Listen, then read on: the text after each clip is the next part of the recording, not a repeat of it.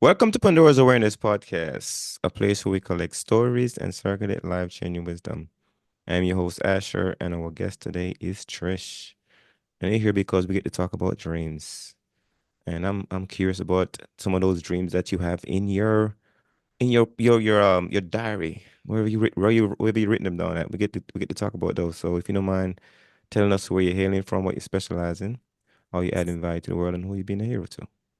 So, I am Trish. I am from Toronto, Ontario, and I support women who have been in toxic relationships to grow their businesses in the online space. Mm. Hero, I'm gonna say my kids. Yeah. Yeah, How old is your kids? they are 8, 11, and 15. Nice. Yeah, Trios. three. Yep. Trios. No, that's awesome. That's awesome. So you want to be a hero to your kids. And hopefully one day they're like, Mom is my hero. Because now I'm looking back at my own journey too. It's like, yeah, what the parents did to get us here. It's a lot of hero work. A lot of hero work. Yeah, it's been a journey, but I know, like, from my daughter, I am already. I'm the one that she looks up to, and that means everything to me. It actually helps fuel my impact and what I do. Hmm. And you said women that are going through, you said trauma, right? That's what you said? Toxic Toxic relation, relation. toxic. Yeah. Okay. And why is that work? Like what is okay, so I asked the why because it sounds like you come from that pain place or that what helps you place. So like why? Tell me about the why story. So I was in a toxic relationship for 16 years. It Mm. was emotionally abusive, mentally abusive. And in that time, I started growing my business. But in that environment, you are talked down to. So I was told I didn't have what it takes to grow a business in the online space. I was told I didn't have the personality, all of these little pieces. And you're dwindled down to, like, your self-worth is zero. Your confidence is zero. You don't have a voice. You aren't allowed to have a voice. So getting out of that, one, there's women who are financially dependent in that stage and don't know how to get out, or they're out and they just don't know what to do because you need the flexibility and freedom, especially when you have kids. Um, and just being able to support them in rebuilding the confidence, rebuilding their self-worth, rebuilding their self-esteem to be visible online and, show up and share what they want to say when they want to say it without fear of pushing post and, wondering what people think, or not pushing post because they're scared of what people are going to think. Mm. Now, we're growing businesses online. Content is number one. We have to be able to hit post and put the content out. But if you're not putting it out because you fear what people are going to say, then you're not going to see the growth in your business. Mm. So is it possible to grow your business while you're in a toxic relationship? It is, but How? it's difficult. Mm. It's very difficult. So in the beginning stages, I saw the results in my business. I Hmm. signed clients, but I couldn't keep up with what was coming in. And Mm. the thing is, the more success I saw, the more I was brought down. So you And it wasn't was that, feeling the success. well, he would have negative things to say. Mm. So now it's, rebuilding that back up. I know I'm doing all the things, but he's on the other side talking it down. So my business came down, and then I feel like I failed, but really I haven't failed. You only have so much energy that you can actually put out. Mm. And in those toxic relationships, your nervous system takes over. You're constantly in fight or flight, and your body protects you. Your body is saying, look, here's the energy that you have to protect you from the situation that in the environment that you're in. You don't have the energy to take on clients. Mm. So, I'll know what you're saying because the reason I'm asking this too, because I am feeling what you're saying because I understand what you're saying about trying to create something, but then somebody's sucking the energy out of you trying to create it. So then it feels like as much as you're creating, it's like the water keeps leaking, and it's just like water Yeah, keeps leaking out. So then it's like, okay, I need either stay here or I go somewhere else where I'm getting the encouragement, edification that I need to grow this thing that I'm trying to create. exactly. And that makes a It's like difference. pouring water into a colander. The Mm. and it's just coming out of the holes. There's you, and as much as you keep pouring in and trying and trying, trying, it's just emptying out. Mm. So if you had, so those women, I think, no, no, you say you want to be a hero to your kids, but I also think you're being a hero to those women too that are like stuck in that space and trying to find the energy, enough energy to get out of that space or to create the thing they want to create from that space, and it's very difficult. Because I'm hearing you right now, like you said, you saying it's possible because but it's very difficult. Yeah. But I would rather have a space where I get to create without that kind of toxicity. Yeah. And it is so much better on the other side. That's, I can say, it is so much better without the toxicity and being able to have that confidence to say the things you want to say. Mm. So what you think that keeps people trapped mostly in that space? Fear. Mm. There's a lot of fear in that space. You're isolated from friends and family. You're isolated, from financial independence. Mm-hmm. If you're anything like me, I was moved out to pretty much the middle of nowhere. So isolated, isolated, isolated. You rely on them to take care of you financially. Um, it becomes a fear of how do I get out? Mm. How do I support myself and my kids? And being able to look at that, I had a breaking point. And I was already doing a lot of the deep mindset work because there's also a cycle of you leave, but you go back on false promises. Mm-hmm. And I've left and I went back and I left and I went back. So I started diving into the personal development side of things and recognizing, okay, this needs to shift so that when I leave, the next time I leave, I can stay gone. Mm. And what did you find that helped you rescue yourself? Learning, lots of learning. When I first met my ex, I was just 19, and we were together 16 years. So I didn't know what a narcissist was. I didn't know what narcissistic traits were. I didn't know what gaslighting was, love bombing, a trauma bond, all of these things. And I started learning. I started learning about all the things, and all of a sudden my feelings weren't validated, and I'm like, wait a second, that's gaslighting. And I you start to put all the pieces together, and I just started recognizing I was worth more than that. Mm. So you do a lot of reading, you say? Reading? I do. Okay. How do you find time to read when you're in the vault of toxicity? Um, while I was in it, I didn't do a lot Mm. because, it was made fun of for the Mm. most part. Mhm. Or when he was at work, I would read. Mm. A lot of social media, a lot of the learning that I did was from social media. Because, Mm. it's acceptable to sit on your phone sometimes and be scrolling. So you learn different pieces. In the absence of toxicity, you learn. You find time to read. That is that is a recipe, by the way. That is a recipe because I'm thinking about if somebody was in that space, because I understand what you're talking about. Like I really do.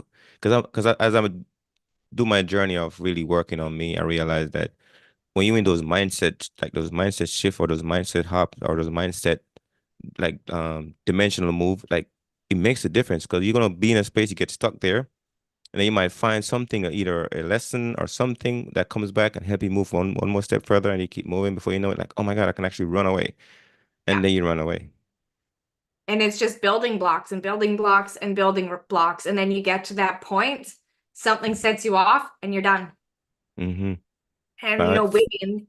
we leave mentally and emotionally long before we ever physically leave. So we check out. I checked out. I checked out probably a year before I actually left. Mm. So tell me about the other side. So once you left, you went into another space that was new. I'm sure that identity is new, that mindset is new, and I'm assuming that some anxiety shows up, all those things show up in that new space.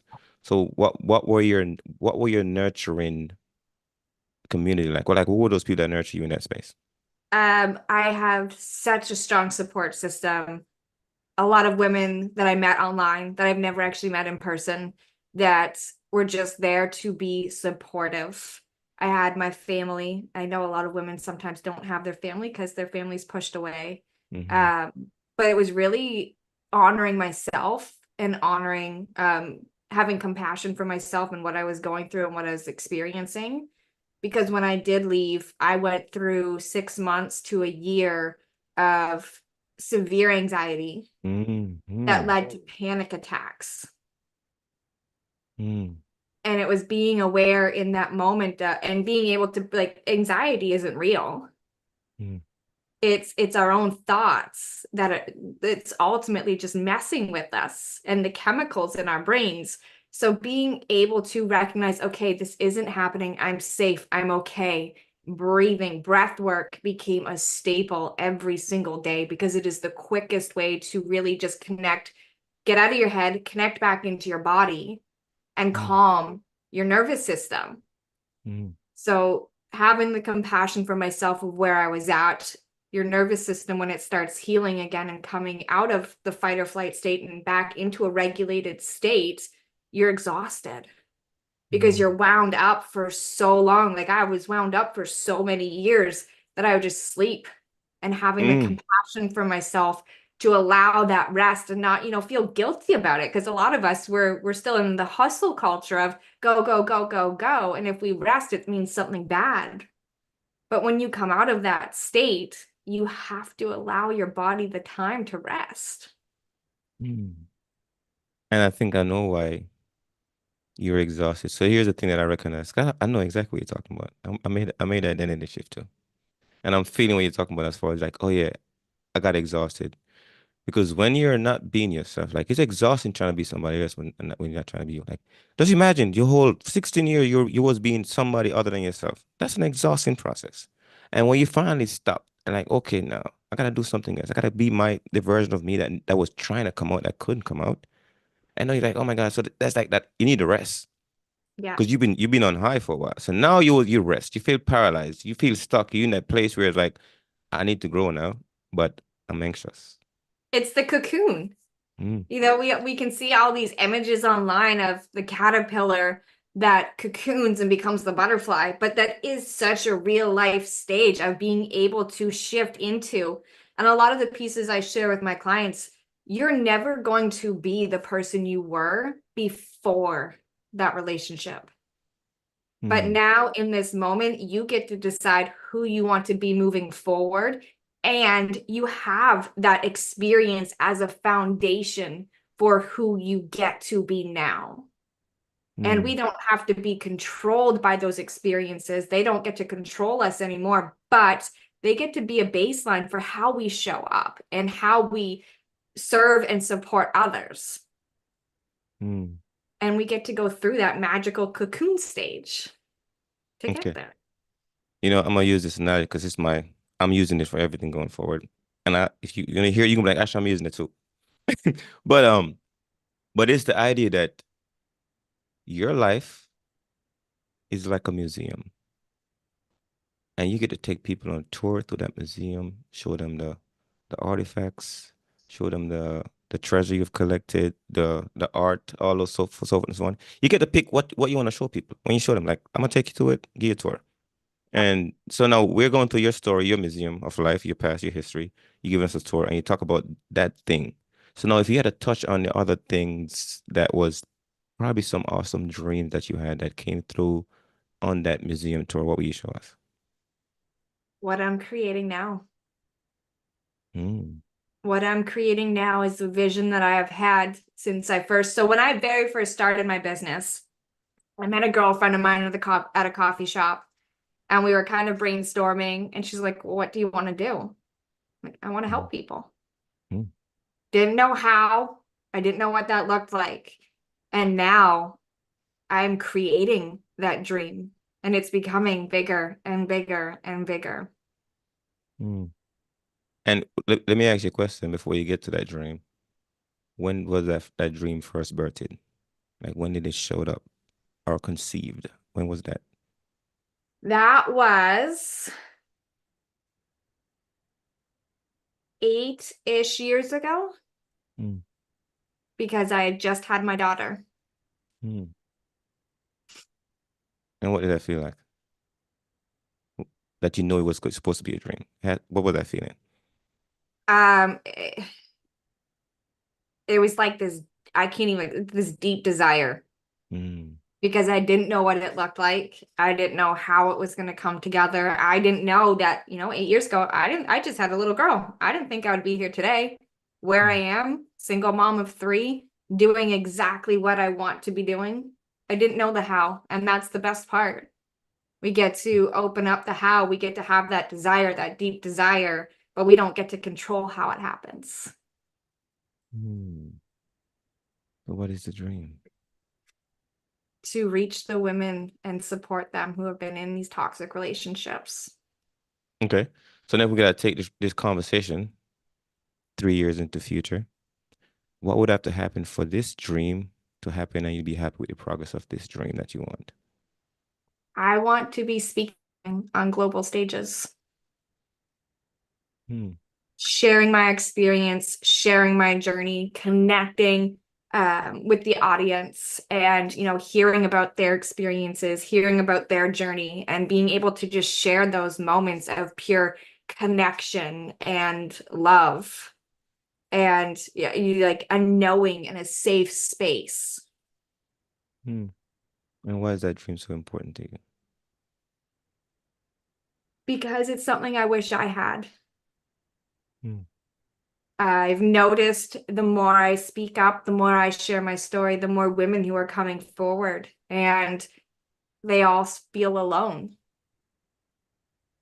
Hmm. And that's how I felt. You feel so isolated. So for me, if I can make enough noise and reach enough people, then these women who are stuck in these relationships or just getting out of and still feel alone and isolated are going to know they're not alone. Hmm. And in that space, Trish, you can't be nothing but authentic. And there's no imposter here because you've lived it, you've certified in it. So when you're speaking on that stage and people are like, wow, I see myself in you. And like, how would that feel for you? I want to hear, I want to get to the feeling piece. Like, just, yeah, that thing happened 3 years in the future. You're on stage Nerve. and, Nerve. you shocked the crowd with your story. And they're like, wow, that intellectual property that you just handed to us, we want to own that too. Like, how would that feel? Like, tell me about it. It's gonna feel, because it's coming, it's happening. Mm-hmm. It is going to feel so incredibly, I'm gonna feel so fulfilled Mm-hmm. and that I am actually getting to make a difference and make an impact. And I'm gonna probably be scared out of my mind at the same time. I'm hoping though, the more podcasts I do, the less fear that I have actually speaking on a stage. But I think it's one thing to be on a podcast, it's another to be on stage. So we'll see. Mm. Okay, Public okay, so let me ask you this. So if you had a okay, I'm gonna ask you this because I'm curious about it too. So so would you rather be on stage standing and talking or sitting with somebody doing an interview in front of 1,000 people? Like which would be the better scene? Like which would be the scene that you would want? both. Mm. Both. Mm. Okay. What would be the message if you just standing and talking? Really, so I love an open conversation. I don't Mm. want to just be standing on a stage talking. I want to be interacting with the audience. Mm. And sharing my story, yes, but then having that interaction. Mm. I thought about this because that's my journey as well. I was thinking I like the discussion piece where like if we're sitting like an interview speech, Yes. I love that idea tennis between me and somebody, like just talking in front of 1,000 people, whatever, and we just talking. And then you ask a question, I ask a question, you say something, I say something back and forth. And we can speak as long as we want, as long as we explain the point, but then the audience is there to like have the conversation with us at the same time too. Yeah. I see myself doing a lot of that, Yes. but the hype for like the long keynote, that looks good too, but I feel like I would just feel like the one-on-one thing, the two-on-one thing is like the thing I want to do. And yeah, and have that interaction. Mm-hmm. Yeah. Mm-hmm. Yeah, my mind works better when there's idea back and forth. Yeah. Yeah, yeah, yeah. Okay, so tell me, so that's you on stage. Yeah. No, I am curious about your backstage. What are the people that you're looking for that would be in your backstage to help you be on the front stage? Like, what did that feeling or that community look like for you? I'm building it right now, Mm, which has been so good. I have a lady who does PR work for me, mm-hmm, and she has been through narcissistic abuse. mm, I have a virtual assistant who is a single mom. The dad's not in the picture, and she's been through the abuse. So being able to have not only that support team, but that support team who has been through it, who has the understanding of the experiences that I've been through, but also the experiences of the women that I'm connecting with. And take it even a step back, for me, it's I'm building this brand now that gets to support women who need the support. They've been through it, they're in it. Like this is life, and we get to come together and do this magical thing. But at the same mm-hmm, time, I have this brand that gets to bring her on. mm, It feels I've had so many out of body moments where I just sit back and I'm like, oh my gosh, this is what I've created. This is what I'm creating, and I'm doing it. mm. Here's my tough question. Maybe it's not tough, but I'm gonna ask it. So if you had to introduce male energy into that setting, what would that male energy look like for you? A strong, knowledgeable, self-assured male who is not in his ego. Mm, And I actually have a show, and I brought on my first male guest. And mm-hmm, it was such an amazing conversation because I find that, women are very open in conversations, and having been in a toxic relationship, having conversations with men can be a little difficult mm, sometimes. But, just knowing the pieces to look for, being able to, have an open conversation like this, mm-hmm. it's an amazing, amazing thing to be able to do. Here's my reason for asking that. Because your audience, they gotta still deal with reality, and reality is men is around. So Yeah. then what is the solution for them to communicate with that other side, the other polarity of life? Because we got the boat, right? The spark happens in the middle. So then how do you find the kind of energy from men that are gonna be more beneficial to that community? Because this is what I see how I see the world. I think I think women are designed to build community. I think men are designed to protect the community. Hmm. Because I think woman has way better intuition and instinct when it comes to connecting people, connecting the energy that needs to remain connected, and men have a way better energy of protecting that community that is built by the woman. So Yeah. therefore, it's like so therefore, for example, the man is or the masculine energy is the frame, and the feminine energy is the picture. So then, how do you protect the frame? So how do you find someone that's able to hold the frame and protect the picture that's being connected? So. It's so for me, I've noticed now that I know a lot of narcissistic traits, but the pieces and the energy that I don't want to associate with. Mm-hmm. I can tell you it's been very difficult to find a male that I do want to associate with, because so many men have been brought up, and we all have so much deeper healing to do, Mm-hmm. because so many men are brought up in such a toxic masculine way Mm-hmm. that they think they're protecting, but it's not protecting, it's controlling. There's a And difference. being able to learn the difference between that is, and there's a lot of men out there who are willing to learn, they're willing to do the work, and they're recognizing that they have to do the work because, hey, this isn't how things get to continue to be. The world's changing. Whether Mm-hmm. we like it or not, the world is changing, and so many more people are opening up and seeing things differently. And it's beautiful. It is such a beautiful experience to see, and to be able to have conversations with men who see it, and see the difference between controlling and protecting. Mm. How is your how do you manage your masculine energy? Yes. I say, how do you manage it? How do you manage it? I right now it's just being very mindful, Mm, very, very mindful. You know, being a single mom of three, there's so many things that have to get done hmm that you forget to take that step back. And you know, something as simple as taking care of the kids. Like we all have our own masculine and feminine energies, and the feminine is the receiving end. But when you are used to being the one that is always do, you're in that masculine energy. So taking those moments to be mindful of, okay, I get to pause, I get to take a break, I get to take care of myself hmm is such an important piece because we can't just keep going all the time.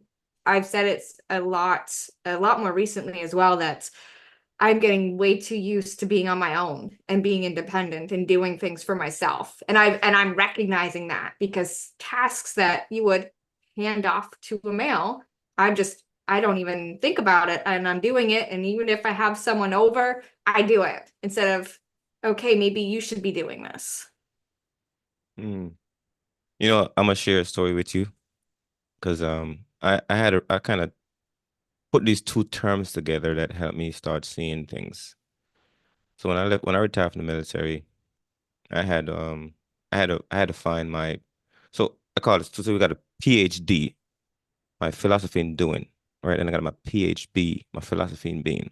So I was used to the doing, which is a masculine, and then the being, which is the feminine, right? That's why I see this feminine energy, right? The creative energy. So then I gotta figure out like how do I go back in my PhD side of the house and figure out, okay, what am I feeling? Because I had a lot of energy that was just overflowing me at the time.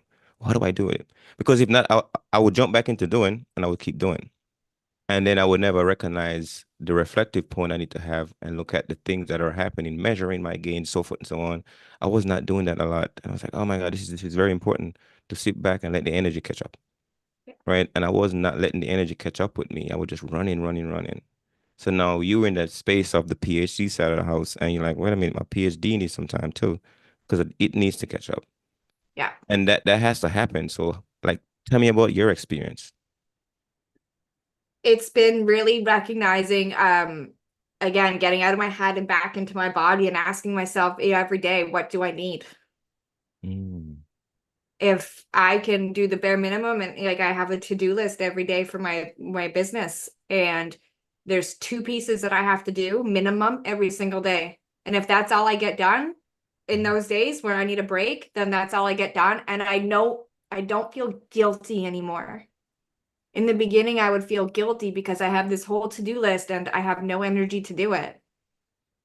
But I started having that compassion for myself for this is what I need to be able to be in the receiving and the being, because a lot of times we see so many coaches and creatives and entrepreneurs here in the online space that are doing, but they're not stepping into the being.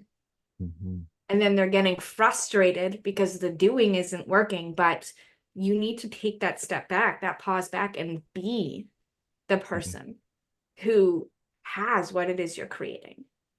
Be that version of yourself, because if you already had it, you wouldn't keep doing. You would take that moment for yourself when you're exhausted and you need that space. mm. And the other part of it, because I see what you're doing while you're building community, because you recognize something that I recognize too, which is that the express way through any kind of failure is community, is support system. And if you don't have that, you're gonna be like a rugged individualist that's exhausted and run out of juice. And this is not a good place to be. So now you gotta find a way to build community. And it's great that you're like, okay, I'm gonna start off with the woman, like build that nurturing environment, that place that's gonna elevate you, edify you, uplift you, so forth and so on. So you can build up that competency and confidence. And then figure out, because in the end, there is a need for protection of that thing that you're gonna put together. It Yeah. needs it needs the frame. And then and who's gonna assume that role? You gotta find people. You still gotta look, okay, I know I'm gonna need this part at this phase of my life. I'm gonna need this. So then you gotta figure out what are the qualities or criteria for that. And it sounds like you already know what it is, which is the time to start looking for it. Because I'm a firm believer in this one quote by Dan Sullivan. He says your eyes only see and your ears only hear what your brain is looking for. And you won't until you know what you're looking for, you will never see it. Yeah. Even though it might be right there next to you, but you wasn't looking for it. Your brain is not going to show it to you because it's not Yep. important. But Yep. now you're like, okay, this is what I'm looking for too. So yeah. Yeah.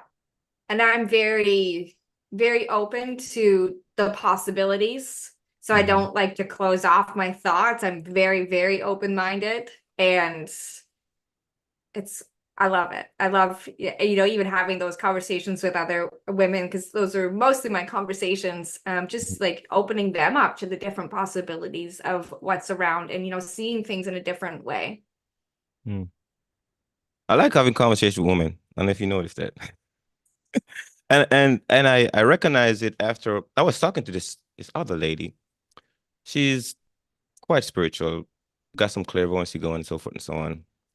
But we was talking about like what energy that would like around people. And she was telling me because I was telling her that my first love wasn't my mother, it was actually my great grandmother.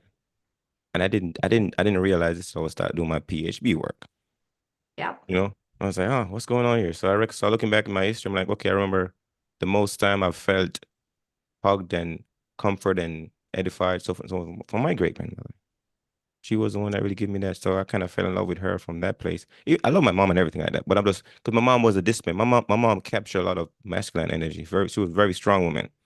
She had 9 kids, very strong woman, right? Yeah. Oh, So, so yeah, yeah. good Just for imagine being her. 30. Just imagine being a 34-year-old woman with 9 kids. No, good for her. I three sometimes is a handful.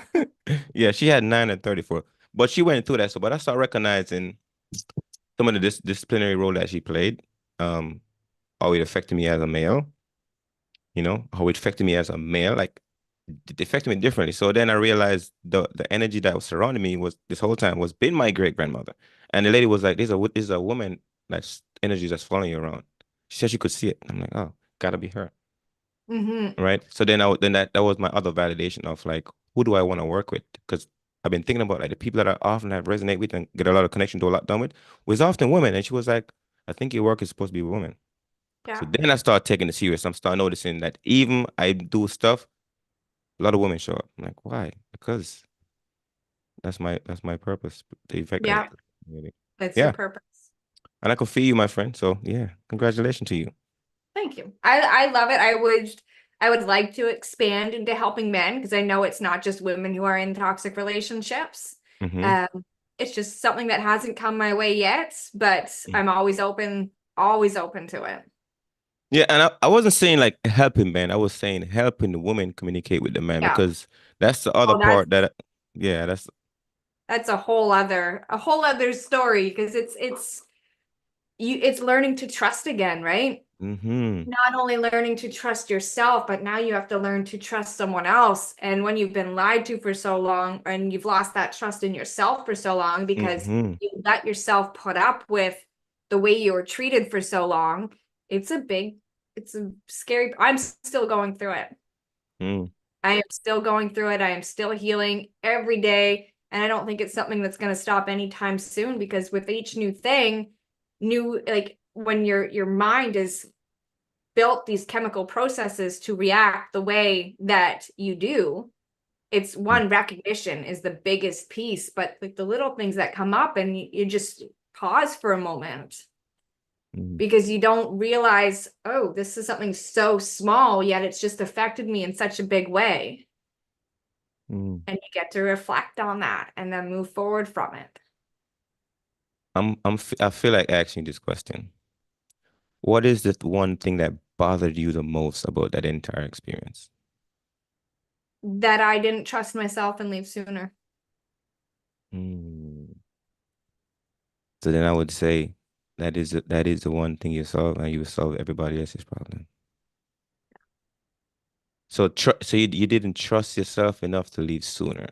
So if I'm a woman so picture so a woman that's listening to you right now that's in a toxic relationship and feel like they don't trust themselves enough to leave sooner.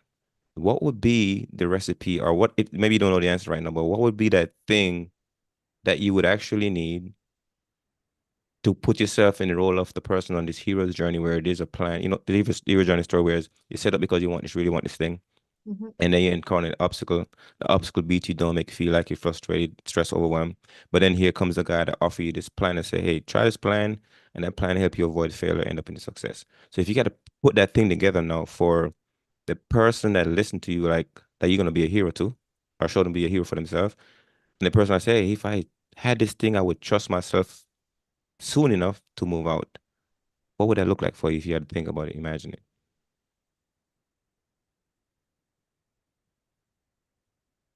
The mindset. It Mm, all comes back to the mindset because we are in this thought process of, those listening might resonate with this if they've been in it or are in it. We stay for the kids.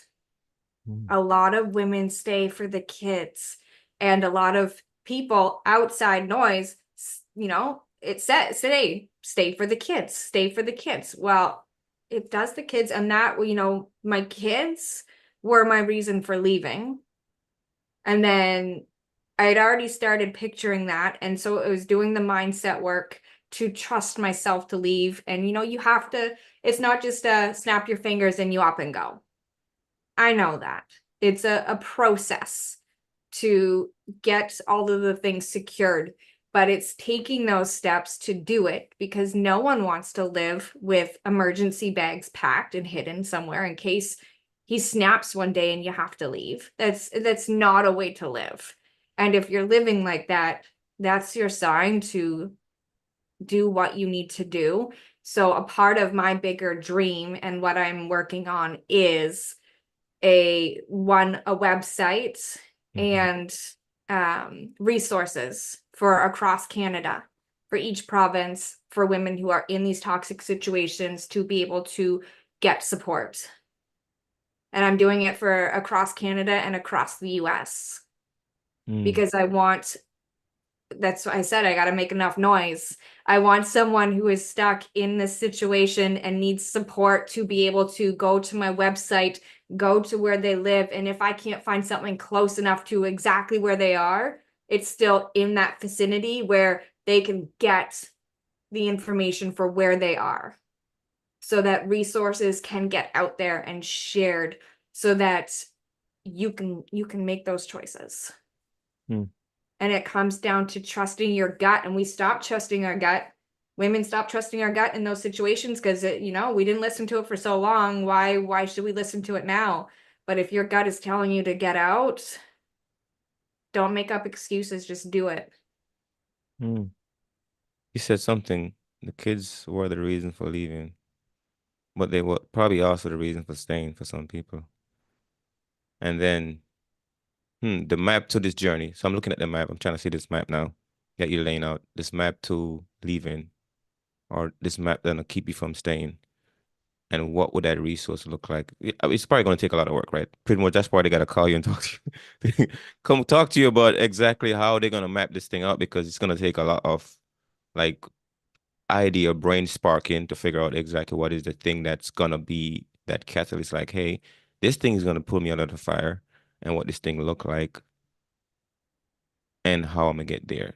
So, yeah, interesting. It's mapping out that plan for you. I'm here. I want to be here. Well, let's get you there. Let's get you from point A to point B Mm, in the shortest amount of time possible.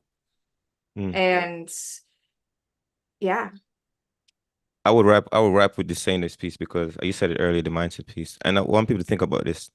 There's a saying that says the mindset that got you out of Egypt is not the same mindset that gonna get you to promised land. Or the skill set that got you to Egypt is not the same skill set that can get you to promised land. So now maybe your role, your purpose in their life right now to get them out of that Egypt, or maybe they're out of the Egypt but don't know where to go to get to the promised land. So I don't know exactly what your path is, like what your solution is, either from Egypt from out of Egypt to the promised land or just out of Egypt. I don't know where you're gonna play that role into it. I have options for both Mm, because I know what it feels like to be in it and feel alone and not sure what to do or where to go. But I also understand, fresh out, still feeling stuck and not sure where to go. Hmm. So I've built such a wide range of, a product suite for how I get to support women, from a free community, a free support community where you get to come in, share your experience, Hmm. and just be supported by other women who understand what it is you're going through. Right, right through to, let's get your business going, let's get income coming in, let's start seeing results and doing it in a way that feels good. It's focusing on, one, your confidence and your self-worth, and then a simple strategy for social media growth. Hmm. I love it. And if somebody says, God damn, Trish, you my hero, girl, I gotta chat with you. How can I reach you? Instagram, at the Trish Lynn, and Facebook, the Trish Lynn. Mm, Yeah. cool. That's the easy place to reach you. And if you had to wrap up today and share with us your biggest takeaway or giveaway from this conversation, what would it be? Don't settle for less than you deserve, because we all have dreams. My dream started 8 years ago and I put it off for so long. And I wish I had gone after it sooner. And I settled and I settled. Don't settle. We are worth so much. Mm. I would say settle in your promised land, not Egypt. Yes. Yes. So go ahead and go find Trisha. You can settle in your promised land, not Egypt, because the promised land we all deserve. And it's all about us getting together and figure out like which community of people that are gonna help us get there faster, move faster. Oftentimes I realize that the community that you move faster with is the community you speak the most clearer language with. And oftentimes it's just like you, with people that have been through some of the pain you've been through, and then you all get together and like, yeah, we're gonna run together and just get to the promised land together. And then from there, go back and rescue some folks out of Egypt. Like, yeah. That's it. And I'm building such a strong, amazing community of women who are, it's, oh, I know this person, I've got to bring her in. I know this person, I've got to bring her in. And we are building that community. And it Hmm. is going to be so good because we are there to empower each other. Um, it's about collaboration, not competition. And Hmm. it's so nice. Chris, I got one more question for you. Yeah. I can't let you off the hook yet. Okay. So if you can share with us, what is that one thing, or if you got more than one, when people do it, drive you crazy? What is that thing? When people don't listen, it drives me insane. Insane. I would tell you why. And I learned this. I'm guilty myself. This is the people that want to be heard. Like I don't want to be in a place where I'm not being heard. And I think a lot of people, you go through a phase in life when nobody listen to you or nobody hear you. And then it's like, oh, that shit bothers me when nobody listen. Because I'm always listening to other people. Like I want somebody to listen to me too. I have something to say. Give me the mic, please. Let me talk. Right.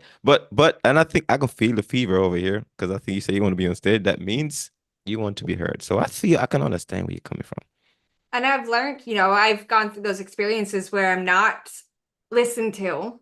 Mm-hmm. And I've stopped, I used to get bitter about it. I could be talking and in a conversation and I'd be interrupted. Mm-hmm. Like I wasn't even talking. And I just started, and I started sitting back and observing, and I stopped getting bitter about it. I'm like, okay, I'm going to wait. And when I speak, it's going to be of value, and it's going to be to someone and people who actually want to listen to what I'm saying. So for you women out there that are in the toxicity zone, I'm sure they're not getting listened to. And that gotta be painful. I know the feeling And too.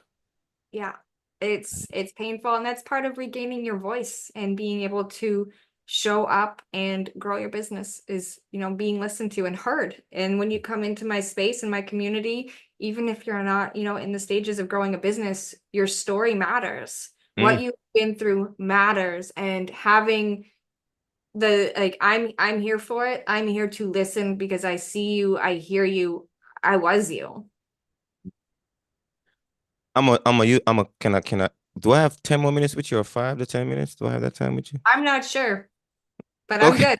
I'm Okay. All right. good. Okay. here you said something, and it triggers the area in my life that I'm really putting a lot of work in. So what I do now is I want to be a hero to immigrants, veterans, or entrepreneur, like all in one, three in one, one in three, right? Those people that want to share their story because I recognize something that happens that a lot of people don't understand about immigrants, me personally. Like if you understand how beautiful the story is, and if you understand somebody's story, you can really, really love them. Because until you know my story, then you won't really understand me. But when you understand me, you're gonna stop hating me. You're gonna like, oh, I can't help but to love this person because if I was in the same situation, facing the same obstacle, I might do the same decision.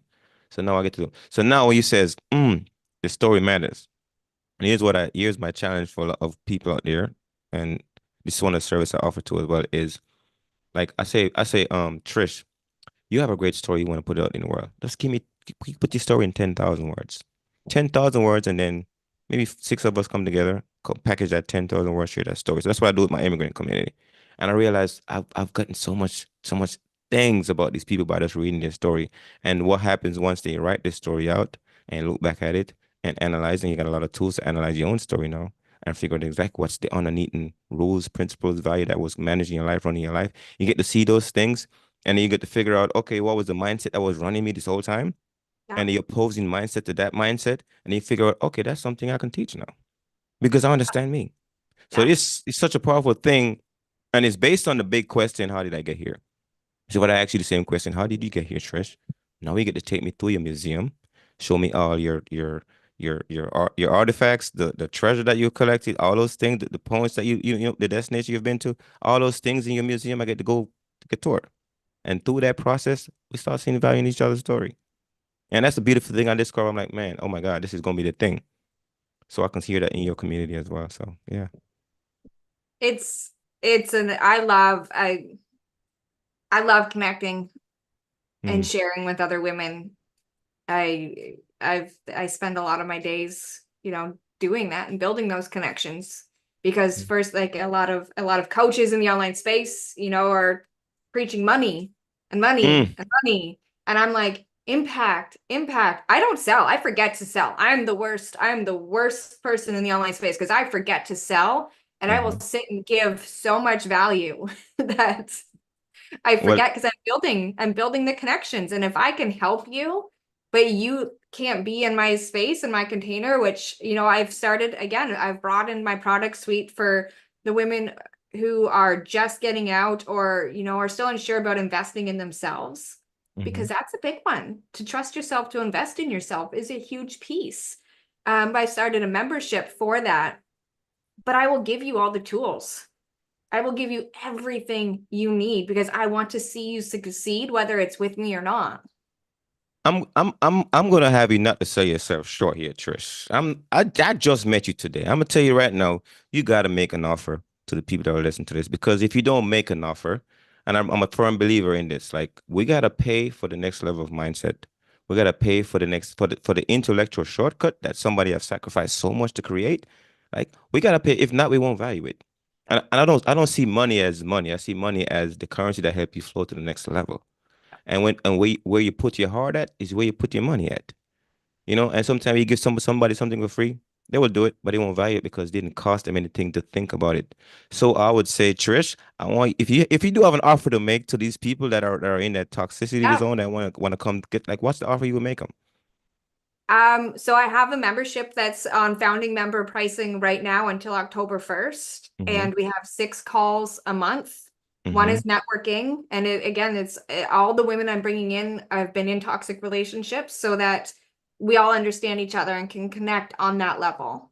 We Mm-hmm. have networking once a month, a strategy call once a month. We have a mindset call once a month, a co-working call to actually sit and focus on the work that needs to get done. And Mm-hmm. then 2 open Q&A calls where the questions are going to be posted beforehand. Mm-hmm. Um, but it's a roundtable Q&A because we all bring different experiences, we all bring different perceptions, and we all bring different expertise into the space. And I don't want it to just be solely me. Like you're coming into a community of women who have areas of expertise all over the place. And, the way I do something or say something might not resonate, but the way the next person does may resonate. So it's being able to bring all of us together for $44 a month. Mm-hmm. Here's the thing that I love about this group, this community thing, right? Because you might not be the messenger, but you might be the person that organize the messenger to show up in the space for you to get the message. And I know this a lot of time with other community stuff too. It's like I came in, but I get to meet the person I was meant to be because you brought me to this intersection that the same person show up to. And sometimes you don't realize that even when I went to this last convention, it was like 1,000 people there, right? I went to this convention in August. And I was there, and you know, normally everybody show up to convention, you sit and you let the person on stage just do that thing, right? And I was sitting there, I was thinking, like, why am I here? Why am I here? It's like my answer is not on stage, because I've read so many books, I've done so many things, but then it hits me, actually, your answer is not on stage, it's in the audience. You're here to meet somebody, go find who that person is, go meet people, talk to people. And I start doing that. I start meeting people, so many amazing people. Like, oh my God, so that's what it is. So I go to places that people come to socialize or to connect. And in that room is the person that has the right energy for me at the time for me to do something awesome with and help me think about something differently. So I give part of you on that process of bringing people together in the same room to share. Yeah, I'm so excited for it to kick off in October. It's going to be so good. It's Yes. going to be so good. And, it's helping build those foundational pieces Hmm. to build your business and to grow your business. And, it's that one step Mm. closer to exit if you're not there yet. So tell us again where we can find you as fast. The shortcut to you. What's the shortcut to you? Instagram, the Trish Lynn. Mm. All right, folks, you've heard from Trish Lynn, the Trish Lynn on Instagram. She has shared with us today the thing that she wake up every day, the people that she wake up every day in love with, want to be a hero to, want to serve them, and the offer that she offers everyone that want to take their life to the next level. And I appreciate you showing up today and providing that to the audience that's listening on the Pandora's Awareness podcast. So thank you, Trish Lynn. Yeah, I got it right. Thank you so much for having me. This has been an amazing conversation. You're welcome. And with that, folks, you tune into Pandora's Awareness podcast, a place where we collect stories and circulate life changing wisdom. And you definitely got some wisdom.